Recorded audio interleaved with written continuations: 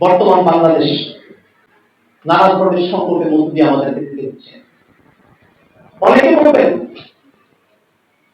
যে কেন নতুন সংবিধান, এই সংবিধানটাকে সংশোধনী করে তো কাজটা চালিয়ে নেওয়া যায়। আমাদের পূর্বেকার অভিজ্ঞতা খুবই খারাপ। আমাদের এই সংবিধান অনেকবার পাঠ করা হয়েছে, সংশোধনী হয়েছে, পার্লামেন্টের তুষার মেজরিটি নিয়েই হয়েছে, এবং তারপরে যখন সেটা হাইকোর্টে গিয়েছে, হাইকোর্টের 2 জন বিচারপতি 3 জন বিচারপতি মিলে ওই সংশোধনীগুলোকে বাতিল করে দিয়েছে।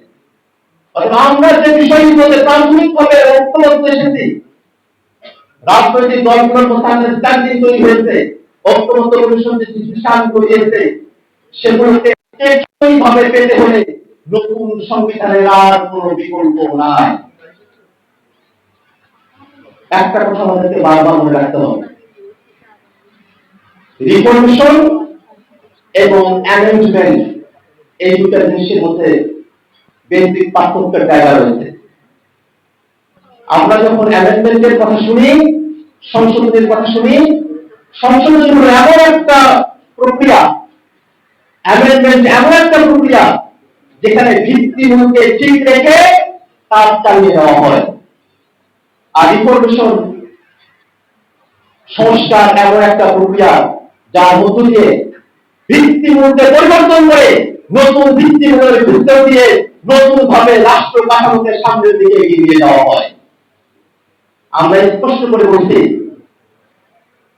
the writers of 24 they sacrificed their life for information, not for amendment.